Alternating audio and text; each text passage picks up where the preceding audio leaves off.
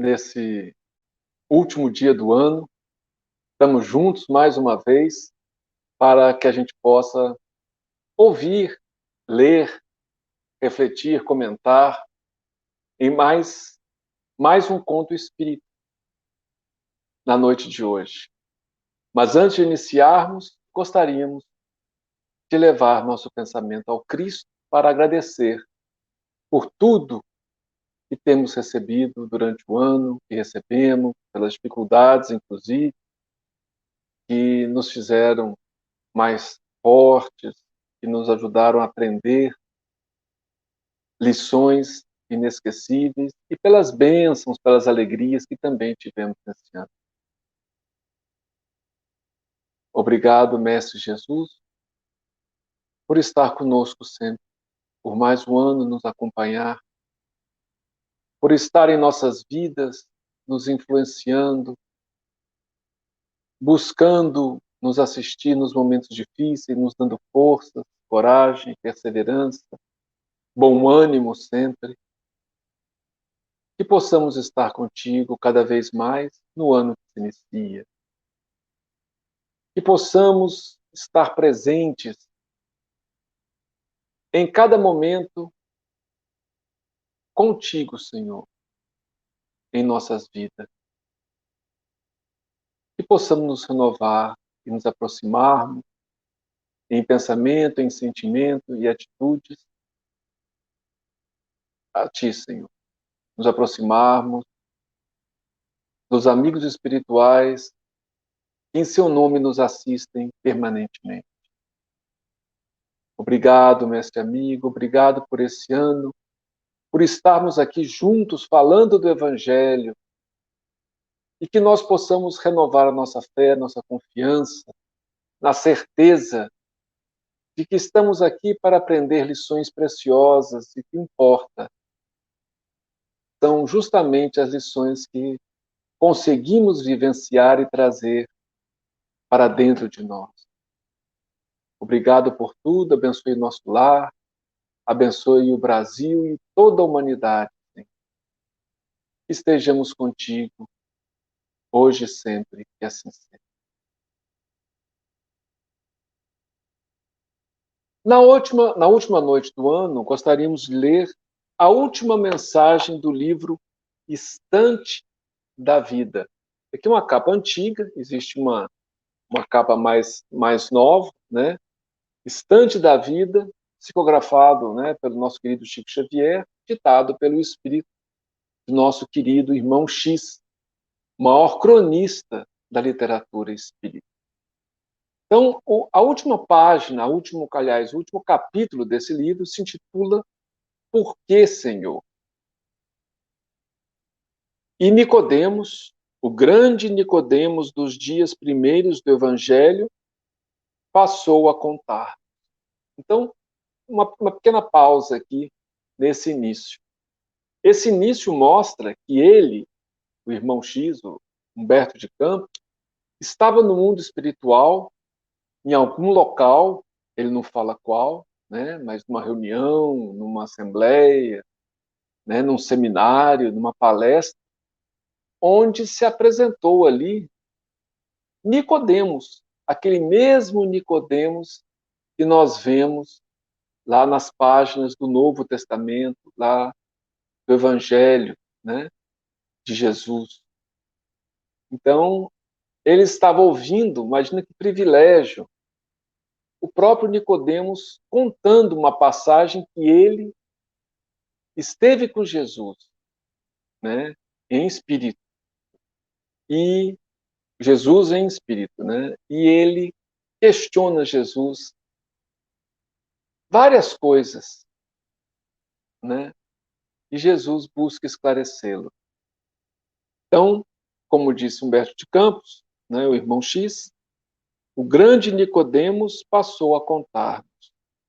Depois da aparição do Senhor aos 500 da Galileia, quem sabe, né, para a descrição do Evangelho, que Jesus aparece aos discípulos, depois aparece para 500 pessoas na Galileia. Certo dia, ao entardecer, detive-me à beira do lago de suas pregações. rogando a ele me dissipasse as dúvidas. Então Nicodemos estava na beira do lago ali de Nazaré, né, pensando em Jesus e pedindo a ele que o esclarecesse, tirasse várias dúvidas que ele tinha e que também nós temos. A gente vai ver que são dúvidas que muitas vezes nós mesmos temos, né? Ante os ensinamentos divinos, eu experimentava o entrechoque em torno das ideias de justiça e misericórdia, responsabilidade e perdão. Então, é aquele confronto entre justiça e misericórdia, entre responsabilidade e perdão. Muitas vezes nós mesmos nos questionamos sobre isso. De que maneira conciliar o bem e o mal? Como estabelecer a diferença entre o prêmio e o castigo? Atormentado perante as exigências da lei, de que eu era intérprete, supliquei-lhe a palavra, e ele, que de súbito, o excelso, e eis que de súbito o excelso benfeitor apareceu junto de mim. Prostrei-me na areia e Jesus, aproximando-se, tocou-me de leve, a cabeça fatigada e inquiriu. Então ele estava ali, né, a gente vê que Nicodemos tinha uma ligação com o mestre, né? Então, ele estava ali se questionando na beira do lago, né? Ele estava encarnado ainda e lembrando dos ensinamentos do mestre, mas ao mesmo tempo não entendendo bem como conciliar com os mandamentos da lei divina, né? E acho que parou um pouquinho, né? Mas deu certo. Então ele estava querendo conciliar os mandamentos de Jesus com a lei divina, né? Então ele estava com a lei mosaica, né? A lei do Antigo Testamento, né? Então ele estava atormentado com isso, porque ele era um intérprete da lei, ele pregava na sinagoga, né? Ele era uma pessoa, mas ele queria entender melhor. E aí, quando ele faz a súplica, Jesus aparece para ele na beira do lago. Então ele se prostra, né? Ele se ajoelha ali, né, na areia, e Jesus tocou ele de leve na cabeça e perguntou, né? Nicodemos, o que pretendes de mim? Né? Olha, imagina que experiência e que alegria, né? Senhor, expliquei, tenho pensamento em fogo, tentando discernir sobre retidão e delinquência, bondade e correção. Por que te banqueteaste com pecadores e tanta vez te referiste quase rudemente aos fariseus, leais seguidores de Moisés? Acaso estão certas as pessoas de vida impura e erradas aquelas outras que se mostram fiéis à lei? Então, ele falando, né, quantas vezes que Jesus comeu, esteve junto aos pecadores, às pessoas consideradas de má vida. E muitas vezes ele foi rude com os fariseus, que é aqueles que buscavam ter uma vida reta e seguir as leis divinas fielmente, as leis de Moisés, né? Segundo a interpretação antiga das leis. Então ele não entendia como é que podia, porque ele achava que o Messias devia ter vindo para as pessoas, para os fariseus, para aqueles que seguiam as leis, né, rigorosamente, e não para os pecadores, para pessoas consideradas de má vida. Jesus respondeu com inflexão de brandura inesquecível. Nunca disse que os pecadores estão no caminho justo. Então, ele nunca disse que eles estavam corretos. Mas afirmei que não vinha ao mundo socorrer os sãos, e sim os enfermos. Quanto aos princípios de santidade, que dizer dos bons que detestam os maus? Dos felizes que desprezam os infelizes? Se todos somos filhos de Deus? De que serve o tesouro enterrado ou o livro escondido no deserto? Então, Jesus, de uma certa forma, explica e questiona o próprio Nicodemo. Porque, na verdade, isso ainda existe muitas vezes entre nós, né? As pessoas da época acreditavam que a santidade se alcançava através do afastamento do mundo, do afastamento e do não contato com pessoas que eles consideravam impuras. E Jesus mostra que não. A santidade se consegue ajudando aqueles que desejam e que são considerados impuros a se purificarem.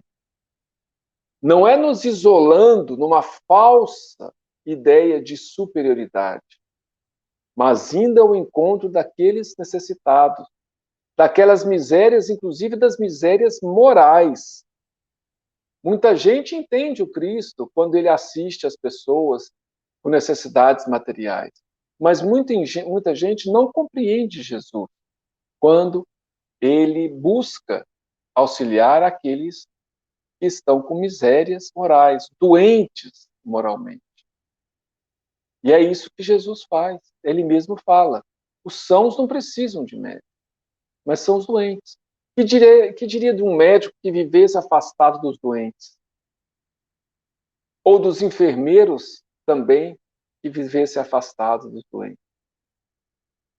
Então, se quisermos seguir com Jesus, precisamos estar em contato não com o tipo de vida que essas pessoas levam, não é isso. Nós não temos que frequentar bordéis, frequentar bares, ambientes de viciados, não é isso. Mas aquelas pessoas que nos procuram, que buscam a gente, né, que buscam, por exemplo, a casa espírita, nós não devemos nos afastar, e nem afastar essas pessoas. Devemos acolhê-las, porque elas, como nós, são doentes da alma e que querem o remédio. Nós também somos doentes da alma. Nós não precisamos ter uma falsa ideia de superioridade como os fariseus tinham.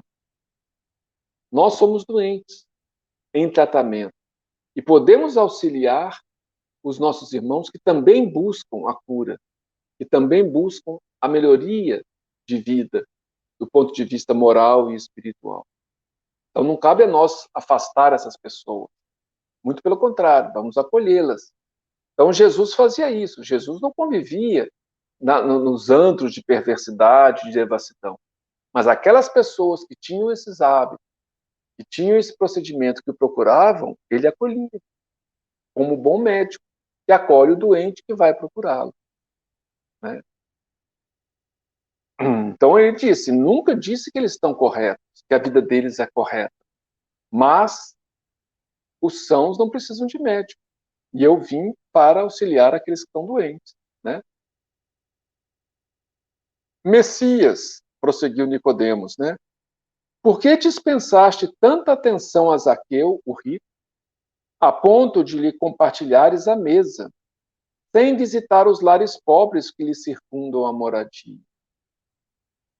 Então, quando Jesus visita Zaqueu, existia uma série de pessoas pobres que moravam perto dele. Mas por que ele visitou Zaqueu, que era rico? Né? Estive com a multidão desde as notícias iniciais do novo reino, disse Jesus. Relativamente a Zaqueu, é ele um rico que desejava instruir-se. E furtar a lição àqueles amigos a quem o mundo apelida de avaros é o mesmo que recusar remédio ao doente. A lógica é a mesma. Zaqueu estava pedindo, estava necessitando, estava buscando Jesus. E muita gente falava que ele era avarento, que ele era, né, que ele inclusive tinha enriquecido de forma ilícita. Mas ele queria mudar de vida. E a mudança de vida dele auxiliou, justamente por ele ser rico, ter muitos empregados, auxiliou e beneficiou muitas pessoas. Então, a mesma lógica. Não importa se é rico e se é pobre.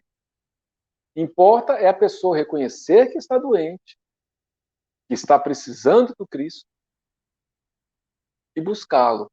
Outro dia eu vi no Facebook uma frase que eu achei muito bonita, muito interessante, falando assim: o Natal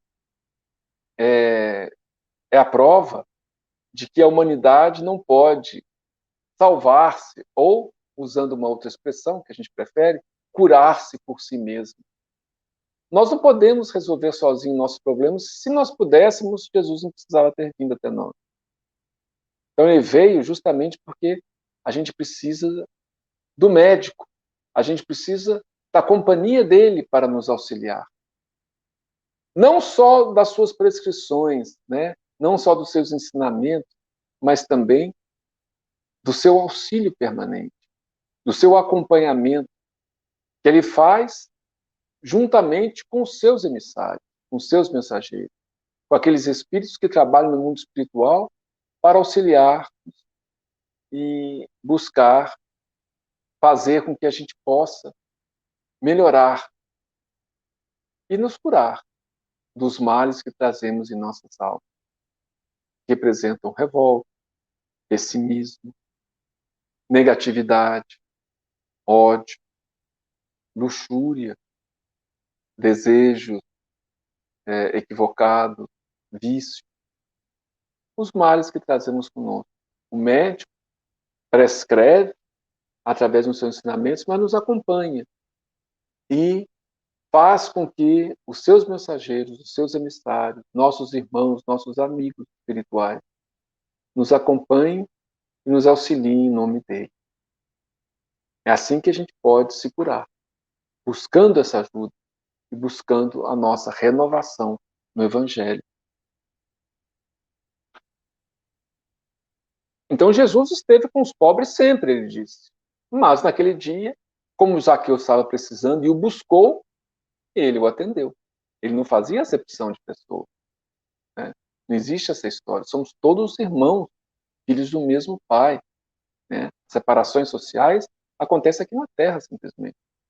Somos todos uma grande família em Jesus Cristo, como disse um cristão no livro Paulo e Estevão. E as meretrizes, Senhor, por que as defendeste? Nicodemos, na hora do juízo divino, muitas dessas mesmas desventuradas mulheres que censuras ressurgirão do lodo da angústia, limpas e brilhantes, lavadas pelo pranto e pelo suor que derramaram, enquanto que aparecerão pejados de sombra e lama aqueles que lhes prostituíram a existência, depois de lhes abusarem da confiança, lançando-as à condenação e à enfermidade. Então nós vemos essas irmãs que se prostituíram, que o caminho que elas escolheram é um caminho muito duro, porque terão consequências. Mas muitas delas, como disse Jesus, né? Não todas, naturalmente, mas muitas delas, depois de sofrerem esse tipo de vida, verem que esse tipo de vida, né? Elas, através do suor, quer dizer, do esforço, das lágrimas, do sofrimento, elas vão se purificando, enquanto que outros que as lançaram nesse meretrício, que utilizaram-se delas, né? Nas sociedades tradicionais é muito comum isso. As pessoas condenam as meretrizes, mas não condenam os homens que as procuram. É uma coisa que sempre foi bizarra, né? Os homens a gente vê nas novelas antigas, nos filmes, né? Naquela época, onde a moral, as pessoas, né, falavam, e tal, não sei o quê, né? Existia aquela preocupação com a moral, mas os homens podiam frequentar essas casas, né? Mas elas eram estigmatizadas. Então a gente vê que são pessoas que precisam de ajuda, de oração, e aquelas que desejarem, muitas delas serão limpas, né? Através do esforço, das lágrimas, porque passaram, enquanto que outros que as condenaram e que até lançaram, se aproveitaram delas, ainda estarão sujos, porque não se reconhecem como equivocados, como errados.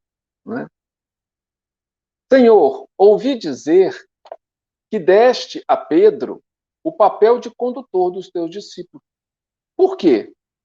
Não é ele o colaborador que te negou 3 vezes? Então, aí vai uma pergunta direta, né? Como é que Pedro é o líder ali da comunidade cristã, se ele negou 3 vezes? Como quem diz, ele é um fraco. Como é que o Senhor chamou ele? E aí vem a sabedoria do Cristo.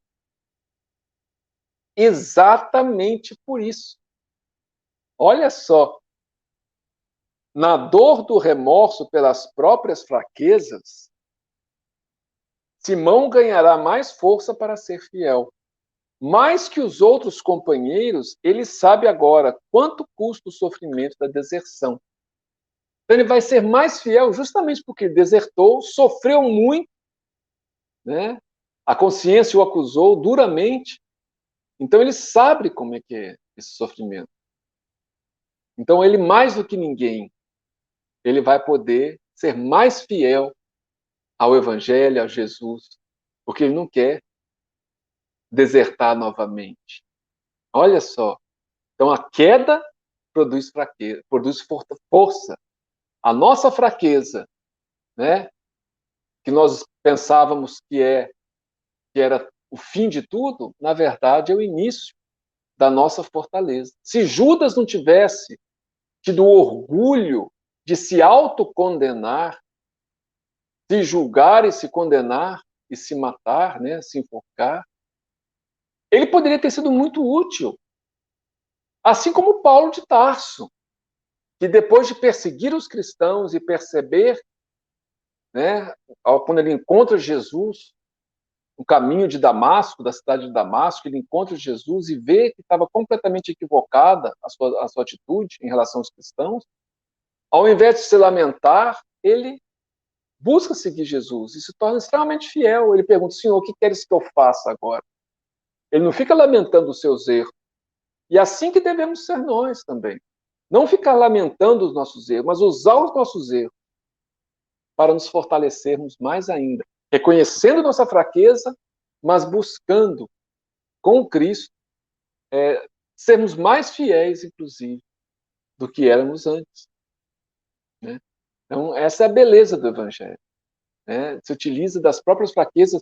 O que é o AA, os Alcoólicos Anônimos? Uma das grandes instituições beneméritas do mundo. Como é que ela nasceu? Né? Leia a história. Né? A história mostra. Foram 2 ex-alcoólatras. E depois de ter uma vida praticamente arruinada pelo álcool, se transformam, fundam o AA, e hoje o AA é essa maravilha que salva muitas e muitas vidas do alcoolismo, desse vício terrível. Então, assim acontece. Muitas vezes, aquele que cai é aquele que vai ser mais fiel no futuro. Né? Mestre, e os ladrões do último dia? Ele estava inconformado com um punhado de coisa, né? Por que te deixaste imolar entre 2 malfeitores? E por que assegurastes a um deles o ingresso no paraíso junto de ti? Por que você se deixou crucificar entre 2 ladrões, né? E por como é que você prometeu que um deles iria entrar no paraíso? Né?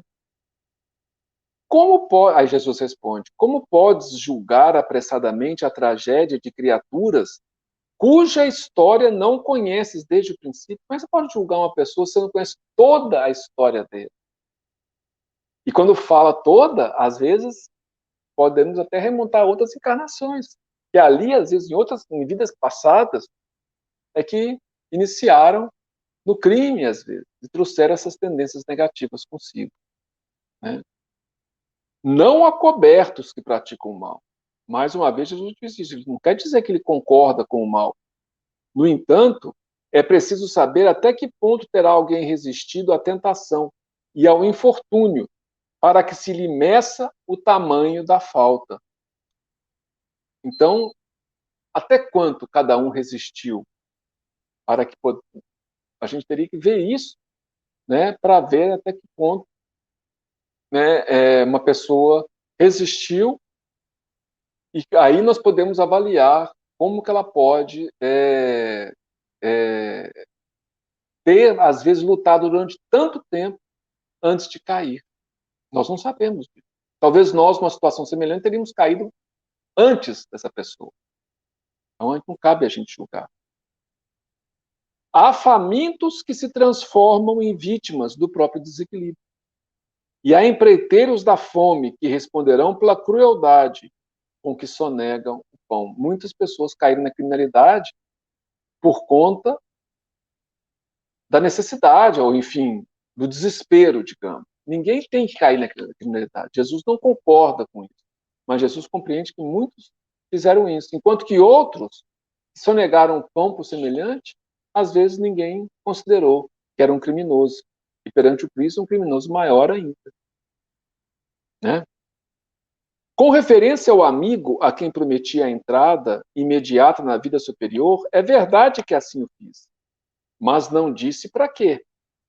Ele realmente foi conduzido ao mundo maior, para ser reeducado e atendido em suas necessidades de erguimento e transformação. Então, nós sabemos que uma pessoa, quando realmente resolve mudar de vida, ele é acolhida no mundo espiritual, em instituições que o preparam para retornar à Terra e resgatar e reparar os erros. Então, enquanto o outro ainda está na jornada de revolta e tudo mais, aquele que se arrependeu, ele inicia o caminho da redenção, mas não é imediato. Hoje mesmo estarás comigo, né? Quer dizer, a pessoa se torna ligada ao Cristo. Todos nós, por maiores que forem nossos erros, se realmente queremos mudar de vida, Jesus dará-nos a oportunidade, estaremos com Ele a partir de então. Mas estaremos com Ele para quê? Para gozarmos de uma beatitude? Não. Para repararmos, para nos prepararmos no mundo espiritual, para repararmos os nossos erros e resgatarmos as consequências dos nossos equívocos. Não é? Senhor, insisti, quer dizer, isso Nicodemos contando, né? E a responsabilidade com que nos cabe tratar da justiça? Por que pediste perdão ao Todo-Poderoso para os próprios carrascos, quando dependurado na cruz do martírio, inocentando os que te espancavam? Não anulei a responsabilidade em tempo algum. Quer dizer, a responsabilidade é a pessoa responder por aquilo que faz. Roguei algemado à cruz: Pai, perdoa-lhes porque não sabem o que fazem. Com isso, não asseverei que os nossos adversários gratuitos estivessem fazendo o que deviam fazer. Jesus não concorda com o que estavam fazendo. Esclareci tão somente que eles não sabiam o que estavam fazendo e, por isso mesmo, se revelavam dignos de maior compaixão. Eles não tinham ideia do que estavam fazendo. Se tivesse, imagina a consciência de cada um deles, de cada um dessas pessoas que participaram da crucificação do Cristo. Quantos séculos a pessoa levou para apagar essa má impressão, esse crime da própria consciência? Quantos séculos? Então, Jesus pede perdão, pede que o Senhor auxilie essas pessoas, que Deus auxilie essas pessoas, porque eles não sabiam o que estavam fazendo, não tinham ideia, achavam que era simplesmente, a maioria deles ali, era simplesmente mais um criminoso, alguém mais, e não tinham ideia de que era o Senhor da vida, o nosso Senhor, Mestre Divino, que estava ali naquela cruz. Né? Ante as palavras do Senhor, concluiu o antigo mestre de Israel. Agora é Humberto de Campos contando, né? As lágrimas me subiram das entranhas da alma para os olhos. Nicodemos contando. Nada mais vi se não fosse o véu diáfano do pranto. Ele começou a chorar que ele ficou tanto chorar e já não viu mais nada. A refletir as sombras que anunciavam a noite. Ainda assim, ouvi como se o Senhor me falasse longe, muito longe. Misericórdia quero, não sacrifício. Nesse ponto da narrativa, Nicodemos calou-se. A emoção sufocara a voz do grande instrutor, cuja presença nos honrava a mansão espiritual. Então ele foi ali fazer uma explanação no local onde Humberto de Campos vivia. E quanto a nós, velhos julgadores do mundo, que o ouvíramos atentos, entramos todos em meditação e silêncio, de vez que ninguém apareceu em nossa tertúlia íntima com bastante disposição para acrescentar palavra. Ninguém podia falar mais nada. Ele se retira, Nicodemos, e todos eles ficam calados, refletindo. Nós, antigos julgadores do mundo. Se queremos realmente renovar-nos nesse ano que se inicia, temos que nos renovar nosso sentimento e nossas atitudes íntimas, principalmente, porque é delas que vêm as atitudes externas. Não há evangelho, não há cristianismo sem indulgência, sem perdão. Esses são dois dos três pilares da caridade, conforme os Espíritos nos explicam. Indulgência, perdão e benevolência para com todos. Mas para que eu seja benevolente para com todos, eu tenho que perdoar e ser indulgente. Senão eu serei seletivo. Eu farei bem a alguns e mal a outros.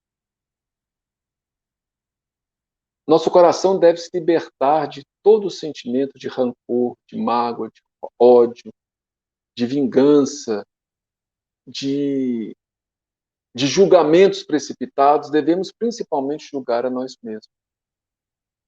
As pessoas que condenam os outros estão condenando a si mesmos. Porque na mesma medida nós seremos julgados, disse Jesus. Quer dizer, a nossa consciência vai nos julgar na mesma medida que julgarmos os outros. Precisamos nos renovar. Que o Senhor nos inspire na sua bondade e que possamos lembrar, no ano que se inicia, essa frase do Cristo. Misericórdia quero, não sacrifício. Não adianta a gente sacrificar, a gente fazer, a gente trabalha pelo Cristo, a gente faz aquilo outro, mas guarda um coração duro, um coração empedernido. Isso pouca eficácia tem, porque nós continuaremos doentes da alma. Porque o nosso coração endurecido é a principal doença. O orgulho, a vaidade, o rancor, o ódio, a vingança, a revolta, tudo isso são chagas em nossos corações, em nossas almas, em nossos sentimentos. Por mais que façamos sacrifícios externos, se não sacrificarmos, o maior sacrifício, como diz o Evangelho segundo o Espiritismo, é o perdão e a indulgência. Esse é o maior sacrifício. Sem ele, nós não temos cura. Por isso que fala o Evangelho que nós não temos salvação, no sentido de fora da caridade não há salvação. E a caridade é, acima de tudo, perdão e indulgência. Misericórdia, que possamos ser mais misericordiosos, mais compassivos, para nos aproximarmos mais de Jesus. Um ótimo ano a todos, que Jesus nos esclareça e nos ilumine, hoje e sempre.